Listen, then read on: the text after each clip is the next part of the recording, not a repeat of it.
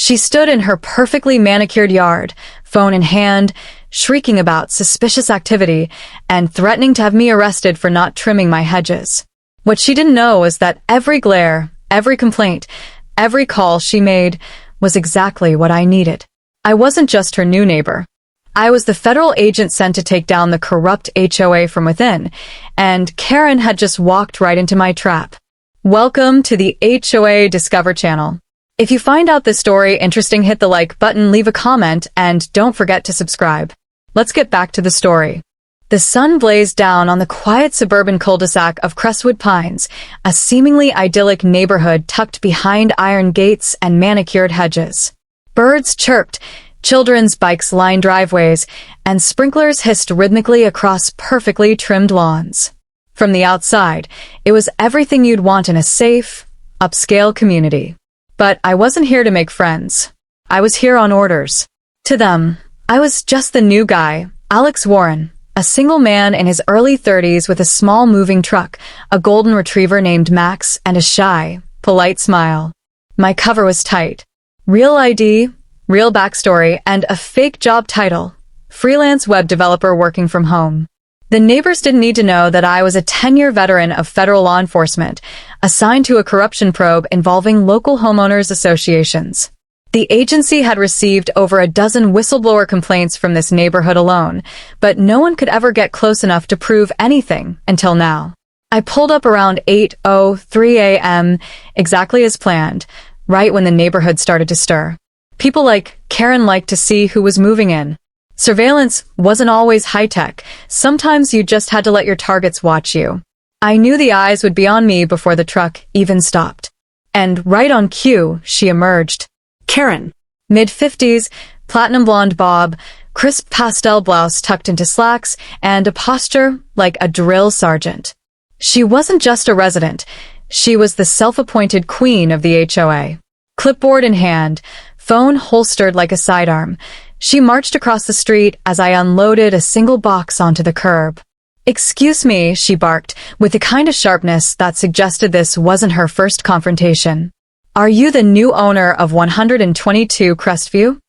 I turned, slow and casual. "Yes, ma'am. Just moved in this morning." Her eyes narrowed. "Did you notify the HOA office? We have specific regulations for moving trucks. They're only allowed between 10 a.m. and 2 p.m. Apologies. The moving company ran early." I lied smoothly.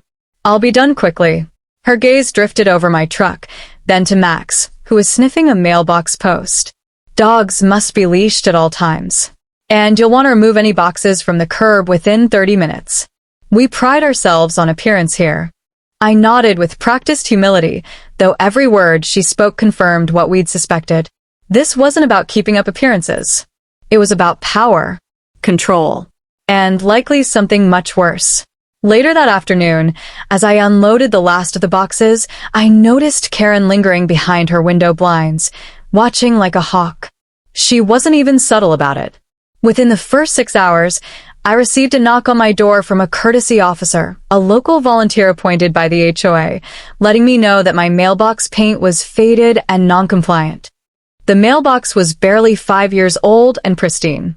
That night, I activated the internal house surveillance system and uploaded the initial footage to our secured server.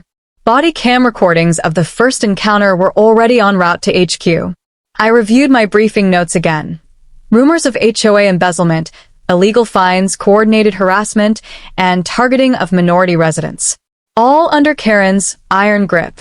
The beauty of infiltration is patience. You learn the rhythms, the routines, the dynamics. You let them underestimate you. And Karen had already pegged me as just another rule breaker to dominate. Perfect. 2 days in, a citation appeared on my door. Violation number 12, unauthorized garden decor. I had a small solar lantern set in the flower bed. Nothing gaudy, nothing flashy. But it was outside the HOA's approved list. Another warning. 3 days in, I was approached by a soft-spoken man walking his elderly mother. He leaned in and whispered, "Watch your back. Don't trust her." That was all he said before quickly retreating into his home. By the end of the first week, I had received 5 notices, 3 verbal warnings, and 1 threat to be fined.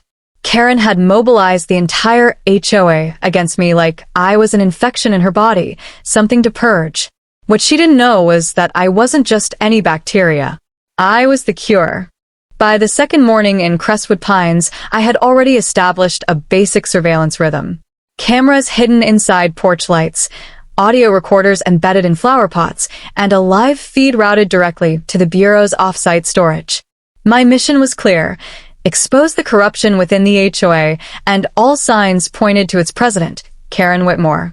At 8:17 a.m., right as the sun hit my driveway, I heard the sound of heels on concrete and a polite but cold knock at my door. I already knew who it was. She had hovered outside for 5 full minutes, pacing and rehearsing her speech. I pulled the door open and greeted her with my most charming fake smile. "Good morning," I said, already wearing a basic hoodie and coffee mug to play the relaxed, unaware homeowner. "Can I help you?" Karen stood stiffly, flanked by 2 other HOA board members, one short man with a mustache and narrow eyes, and a taller woman who looked like she regretted being there. Karen, however, was in her element. Her eyes flicked across my porch like a scanner, noting every imperfection, every blade of grass out of line. She didn't even greet me. Instead, she raised the clipboard in her hand like it was a holy book. "We need to review a few things regarding your residency, Mr. Warren." I gestured politely. Sure. "Come in." Karen raised a hand, stopping me. "We prefer to conduct HOA business outside. Keeps things transparent." Translation: she wanted to assert dominance. And from the way the other 2 shifted awkwardly behind her, this was clearly her show. I nodded and stepped aside, letting them speak. Karen flipped open her clipboard. "First, your mailbox. It's 2 inches shorter than HOA code, and the color doesn't match our uniform scheme. It'll need to be replaced by the end of the week." I gave a slow nod. Didn't realize there was a color code. "We mailed out a compliance handbook 3 years ago," she replied briskly. "But don't worry, I brought you a fresh one." She shoved a plastic binder into my hands, nearly 200 pages thick, filled with rules, subsections, amendments, and footnotes. I had already reviewed the digital version, of course, during my prep phase. It read more like military policy than neighborhood guidelines. Karen wasn't finished. "Your dog, Max, I believe? I saw him off-leash yesterday morning. That's a violation. He was in my front yard. I was right next to him." She gave me a smile that didn't reach her eyes. "Still a violation." The man behind her cleared his throat, attempting to add something, but Karen cut him off. "Also, your trash bins were placed outside at 6:45 a.m. on a non-collection day. HOA bylaws state bins can only be placed curbside after 7 p.m. the night before pickup and must be removed by 9 a.m. on collection day."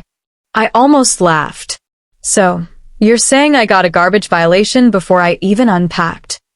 "Rules are rules, Mr. Warren," she replied curtly. I flipped open the binder to a random page. There were sections on the length of holiday lights, the maximum decibel level for lawnmowers, and a mandatory HOA logo placement on all exterior house numbers. It was ludicrous, but deliberately so. The point wasn't to keep order. It was to manufacture violations. Karen handed me a manila envelope with a formal, welcome letter and my first set of fees, monthly dues, compliance penalties, and an administrative onboarding charge of $175, which I knew from internal reports had been illegally added to nearly 40 new homeowners in the last 18 months. "We pride ourselves on excellence in Crestwood Pines," she said smugly. "The HOA ensures everyone contributes equally." But I already knew better. The HOA board had been siphoning funds through shell landscaping companies, charging residents for repairs that never happened.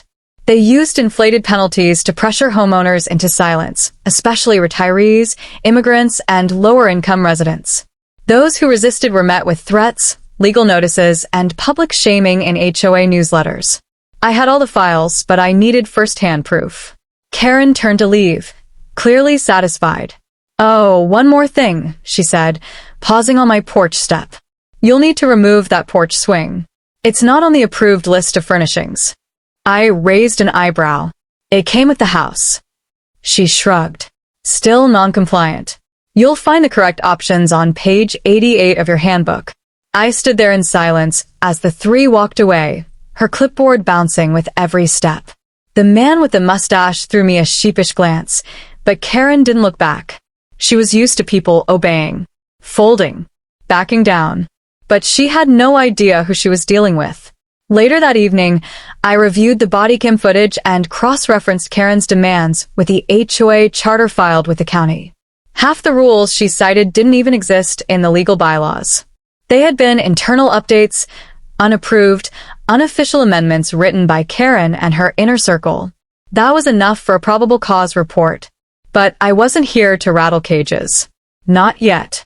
First, I needed to become the enemy she couldn't ignore.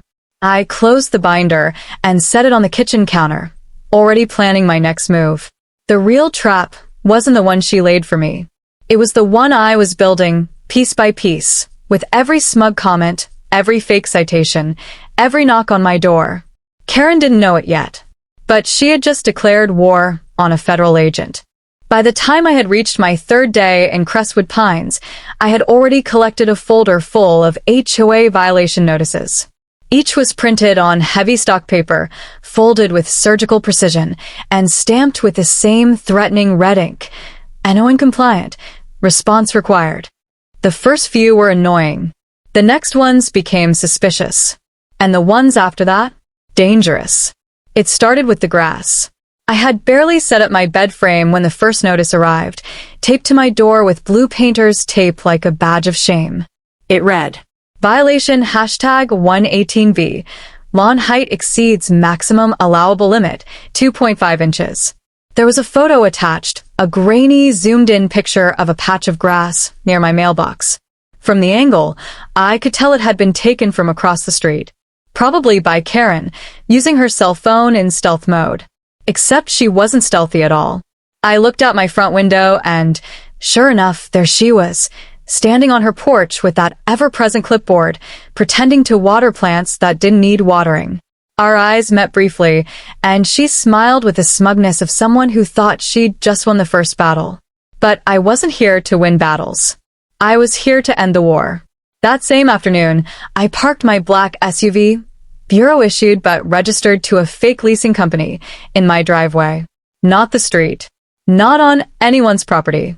My own driveway. And yet, by morning, another violation was there.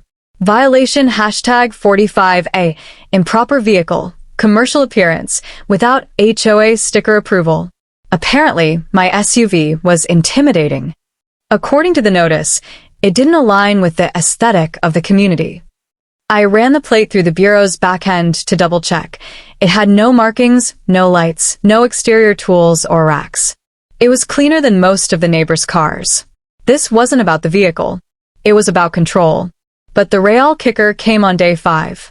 A third violation. This one almost comical if it hadn't been so calculated. Violation #62C. Unauthorized sound-producing fixtures. Non-standard wind chimes. I had hung a small bamboo wind chime under my porch overhang. It made the softest, most relaxing sound you could imagine. But the notice described it as audibly disruptive and culturally inconsistent with community decorum. That phrase, culturally inconsistent, was more than a red flag. It was a blaring siren, especially when paired with what I'd already uncovered. Several of the whistleblower complaints the Bureau had received had included stories about Karen and her board targeting residents of color, immigrants, and anyone who didn't conform to their suburban utopia fantasy. Now I had physical evidence of racial or cultural bias disguised as policy enforcement. I ran a silent report through the Bureau's compliance tracker. Sure enough, the last 10 wind chime violations had all gone to non-white residents. And nearly all of them had sold their homes within 6 months of their first citation. This wasn't just overreach. This was systemic harassment. That night, I reviewed the footage from my porch camera. Karen had walked right up, measured my lawn with a ruler, and taken photos of my wind chime. It was deliberate, personal. But the most disturbing moment came at 2:43 a.m. My motion sensors triggered a silent alert. Someone was on my lawn. I tapped into the night vision feed and watched a figure, hooded, average build, step up to my mailbox and slip something inside. Not a normal letter. It was too small. Too thin. I waited until morning to retrieve it. Inside the box was a single piece of paper, no envelope, no stamp. Handwritten. It said, "You should leave before it gets worse." No signature. No fingerprint residue. No ink smudges. It wasn't just intimidation, it was a threat. Quiet, calculated, and perfectly timed. I scanned the note into my encrypted server, then sent it directly to our threat analysis division. I flagged it under active escalation. Karen and her circle weren't just using bureaucracy to drive people out. They were now escalating to anonymous threats. I knew I had to tread carefully. Blow my cover too soon, and the entire operation could collapse. But wait too long, and the next target might not be someone trained to handle it. Later that day, I got a knock at the door. It was the HOA's vice president, Linda. Middle-aged, soft-spoken, and clearly nervous. Her eyes darted around as she handed me another notice, this time for excessive mailbox ornamentation, even though there wasn't a single decoration on it. I looked at her calmly. "Linda, can I ask you something?" She hesitated, then nodded. "Do you really believe in any of these rules?" She didn't answer at first. Then she whispered, "It's not about belief. It's about what happens if we don't enforce them." That told me everything I needed to know. Karen wasn't just the face of the HOA. She was the hammer. The board feared her. The residents obeyed her. And the deeper I looked, the more I realized, this wasn't a neighborhood. It was a controlled zone. And I was the first intruder to fight back. It was a Wednesday afternoon, unusually quiet in Crestwood Pines. The sun hung low behind overcast clouds, casting a strange gray hue over the pristine lawns and soulless smiles.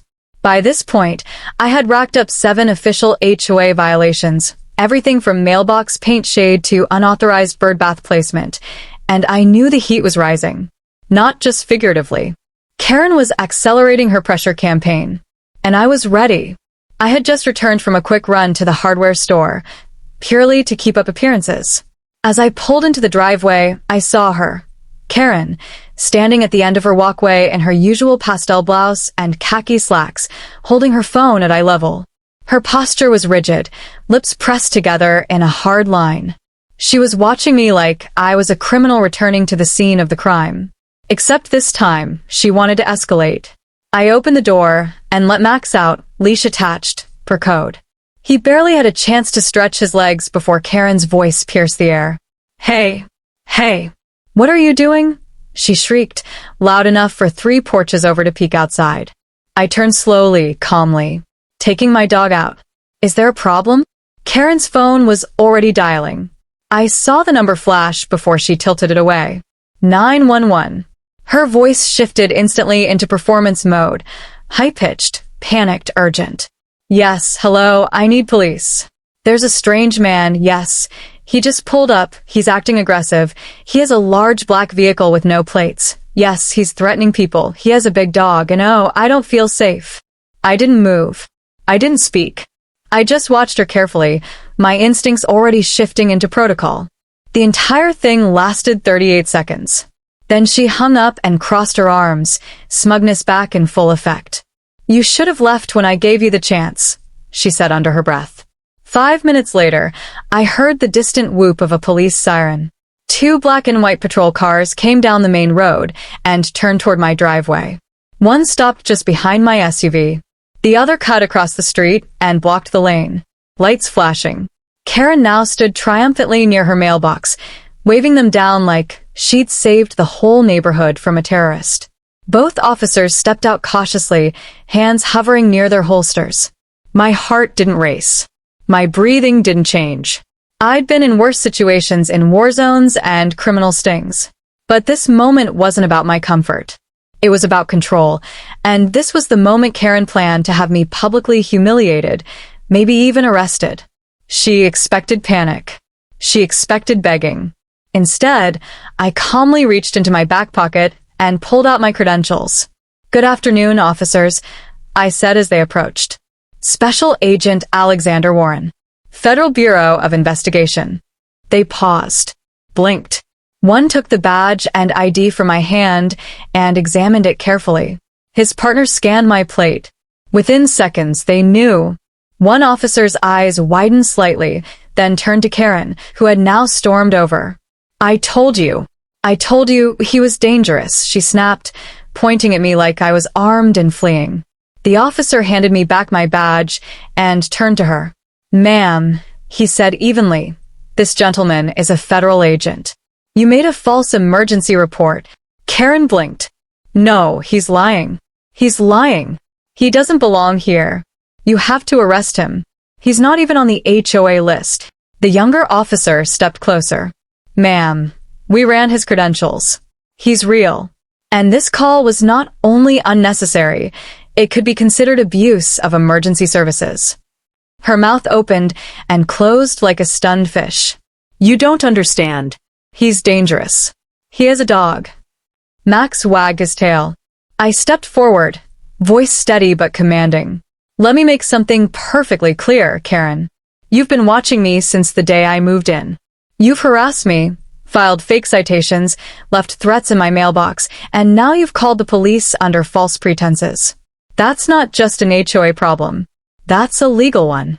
For the first time, Karen stepped back. The officers took statements and left with warning documentation for the 911 abuse, though I didn't press charges. Not yet. I wanted her to stew. I wanted her to think. But more importantly, I wanted her to escalate. That night, I met with my bureau contact via secure video. I relayed everything. The threats, the patrol encounter, the HOA's consistent abuse of authority. You ready to activate Clean Sweep? My contact asked. I nodded. Do it. Operation Clean Sweep was officially active. That meant deeper investigation. Active wiretaps on all board member communications. Financial audits into HOA records. Interviews with former residents who had been driven out. Karen had just triggered a federal operation by trying to play queen of the cul-de-sac. And she had no idea the storm that was coming. By the time the false 911 call blew up in Karen's face, Operation Clean Sweep was officially greenlit. My mission shifted from passive observation to aggressive investigation. The Bureau didn't just want documentation anymore. They wanted names, money trails, and a paper chain tight enough to put the entire HOA board behind bars. And I was ready. I started small like all good takedowns. Each morning, I jogged the neighborhood with Max, making mental notes of security cameras, traffic patterns, and resident behaviors. Karen thought I was licking my wounds from the cop call incident. In truth, I was planting microphones, syncing signal scramblers, and mapping out the board's routines. Every subtle motion was tactical. Every casual nod was calculated. But the real treasure was digital. Karen had gotten lazy, drunk on power, sloppy in her paranoia. The HOA's internal network, supposedly locked down behind a private firewall, was barely protected. My custom backdoor program, designed by the Bureau's cyber forensics team, had already been installed via the community's public Wi-Fi router hidden in the clubhouse. Within 48 hours, I had admin-level access to every email, payment log, internal memo, and digital record the HOA had stored since 2018. And what I found made my skin crawl.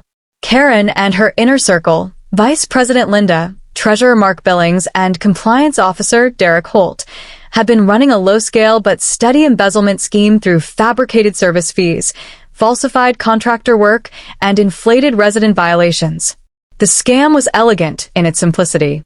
First, they'd invent a violation, say, a cracked driveway or an unauthorized solar light. They'd fine the homeowner $150. If the homeowner disputed it, Karen would send threatening legal language or call for a public board hearing where the resident would be humiliated and outvoted. If the homeowner paid, the money was quietly diverted. The trick? The fine was split 3 ways. One portion went into a shadow maintenance fund tied to a fake landscaping company, Verdant Property Solutions LLC, registered out of a UPS store P.O. box. The second slice went into the board's discretionary account for beautification projects, though there were no receipts for any such projects. The final portion was kicked back to the enforcers, Karen and her cronies, disguised as consulting stipends or reimbursements. Every week, the board signed off on these charges unanimously. The minutes were doctored after each meeting. I found 2 versions of the same file, each with different signatures. I dug deeper. In the last 18 months, over $137,000 in unexplained HOA penalties had been collected from residents, with zero documentation of how the money was spent. That money didn't go to fixing sidewalks or repainting mailboxes. It went into private vacations, home upgrades, and in Karen's case, plastic surgery. She had even billed the HOA for a posture-correcting orthopedic treatment, which was, in reality, a luxury spa retreat in Sedona. But the most damning file? A spreadsheet marked D-class residents. It was a handwritten list, scanned and uploaded, of specific homeowners labeled as disruptive, low value, or non-aligned. Each name was marked with a target code P for pressure, E for eviction strategy, or S for silent observation. This wasn't governance. This was a domestic war plan. Karen had weaponized HOA policy into a form of modern redlining. And then came the testimonies. Through back-channel contact, using burner phones and safe meeting spots, I began interviewing former residents who had sold their homes abruptly. One woman, Marta Ramirez, broke down in tears when she saw my badge. "I thought I was crazy," she whispered. "They fine me for wind chimes, then my trash bin, then my dog. I lost everything." Another man, James Patel, showed me forged emails he supposedly sent to the HOA threatening a board member. Except the timestamps showed he was in India on a family trip. He had been driven out under falsified harassment charges. Each story built my case. Each voice added weight to the indictment I was crafting behind the scenes. I compiled it all: spreadsheets, photos, audio recordings, altered documents, email chains, bank statements, into one ironclad file, Crestwood_master, zip. Encrypted. Secure. Ready. But I wasn't working alone anymore. The Bureau had embedded another agent, deeper than me, someone inside the accounting firm that handled HOA taxes. She confirmed the fake vendors. She traced the shell companies to Karen's sister-in-law. And she pulled up the final receipt that tied everything together, a wire transfer of $18,200 to a Cayman Islands account labeled only as KW Investments. Karen Whitmore. Busted. Still, I needed one final piece, something emotional, visual, undeniable. That's when I installed the final hidden camera inside the HOA's private conference room, accessed only by keycard, used only once a week. Karen wouldn't know it, but her next board meeting would be her last. Because next week, when they laughed about the idiot neighbor with the wind chimes, federal agents would be listening live. And this time, the HOA wouldn't be writing fines, they'd be signing confessions. With the evidence piling up, it was no longer a question of if the board would be taken down. It was now a matter of how spectacularly we could make it happen. And that's when the real games began. The Bureau's tech team upgraded my surveillance grid. My house was now the most wired property in Crestwood Pines, equipped with 6 motion-activated mics, infrared wall sensors, and a hidden facial recognition camera tucked into a porch light. Every movement on the street was logged. Every voice above a whisper was archived. Karen, meanwhile, had no idea she was already inside the web. She'd grown cockier since the 911 stunt backfired. Publicly humiliated but too proud to admit defeat, she doubled down on control. New rules started appearing weekly. Handwritten memos slipped into mailboxes, demanding everything from specific garden mulch colors to mandatory HOA flag compliance. One neighbor was fined for leaving their recycling bin visible for 7 minutes after pickup. Another was cited for visible pet hair on their front porch rug. I watched her unravel, slowly, bitterly, methodically, while believing she was still in charge. Then came the board meeting. Thursday, 7:30 p.m. sharp. Crestwood's clubhouse was a beige brick building at the edge of the neighborhood, mostly used for holiday events and overpriced bake sales. But once a month, it transformed into a smoke-free war room, where Karen and her hand-picked crew met to govern. I had already installed 2 hidden mics in the ceiling vents. But this time, I needed more. 2 days before the meeting, using an HOA branded work shirt I had custom printed, I let myself into the clubhouse under the guise of checking circuit irregularities. Nobody questioned it. I even got a nod from Derek, the compliance officer, as I passed by. Inside the meeting room, I replaced the tissue box on the main table with a dummy version, one containing a high-def pinhole camera and omnidirectional microphone. Then I left a small charging bank under the baseboard, disguised to look like part of the outlet wiring. Everything was in place. Thursday arrived.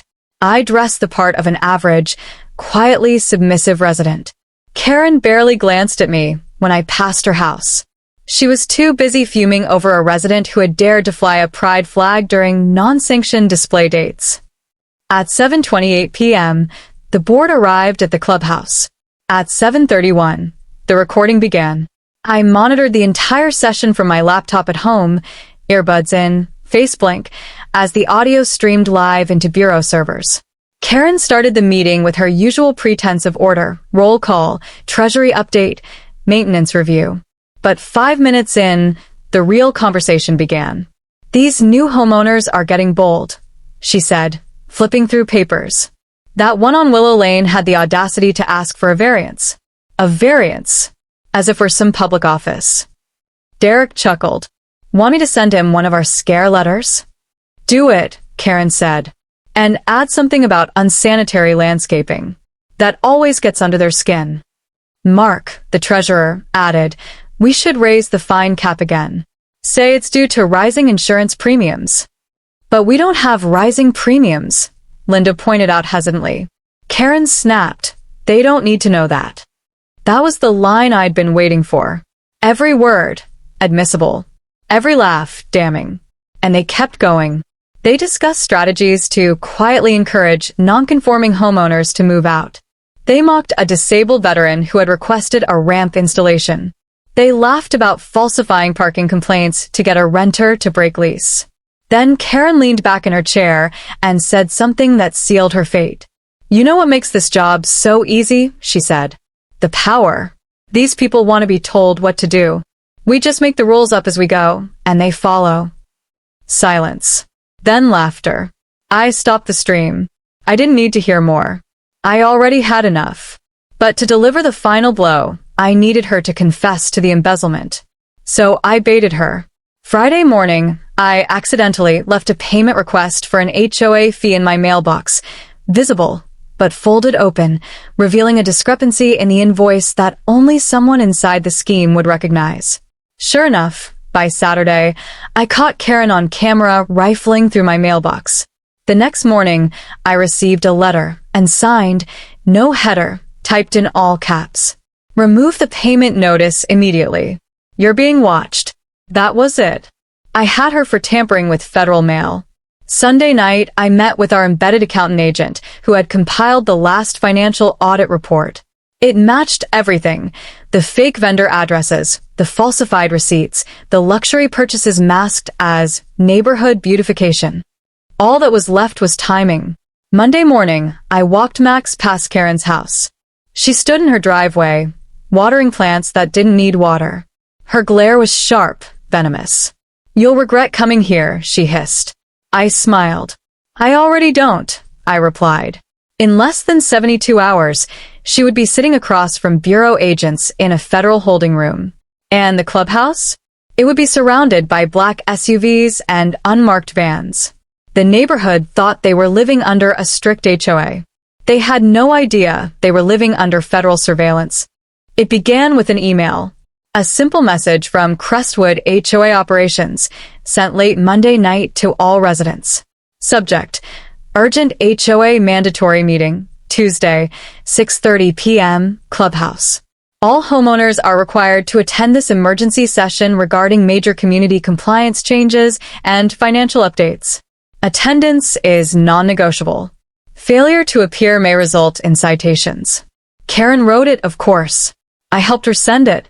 You see, after the sting recording captured her confessing to manipulating rules and mocking residents, the Bureau gave me one last directive: flush them all out at once. We needed all the board members in one room. Together. No alibis. No escape. So I suggested to Karen, through a planted HOA request for board input, that an emergency meeting would scare residents into compliance after recent uprisings. Her ego did the rest. She loved the drama, and she craved the power of a room full of homeowners beneath her. What she didn't know was that the audience wasn't just her neighbors. It was the FBI. By Tuesday afternoon, unmarked vehicles began arriving. They parked just outside the neighborhood perimeter, 5 black SUVs, 2 surveillance vans, and 1 mobile command trailer. I had never seen so many federal agents in one suburban subdivision. From my earpiece, Agent Bell's voice came through. "We're in position. All channels green.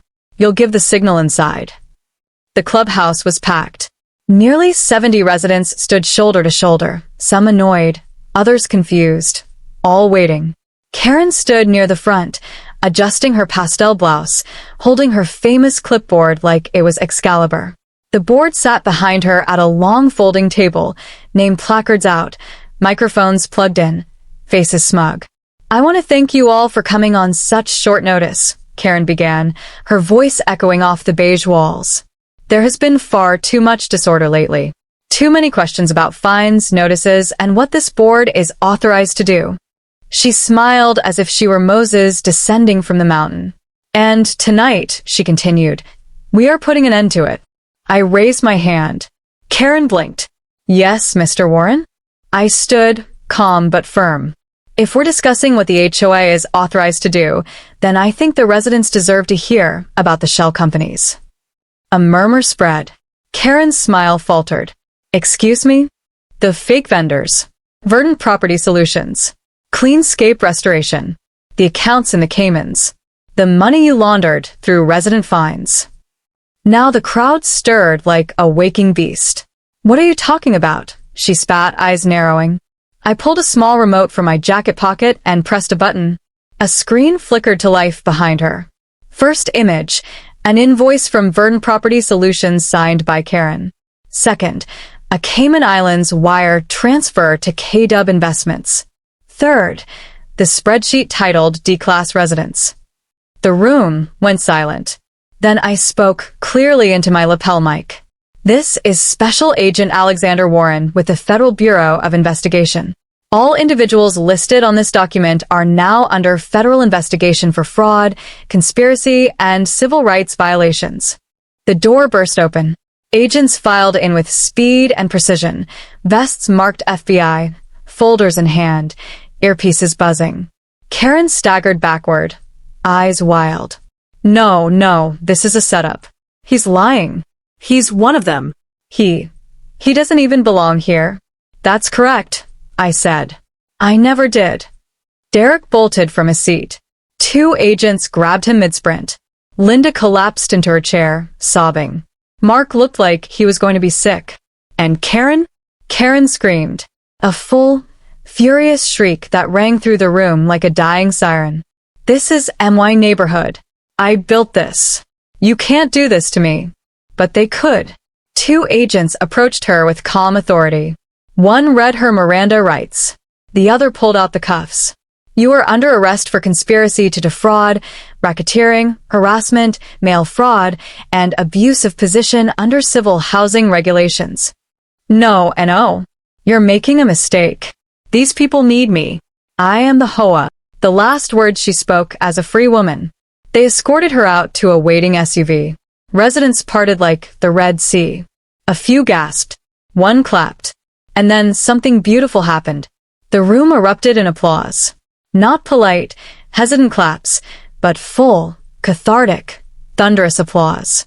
Years of fear, resentment, silenced complaints, all released in a single, electric moment.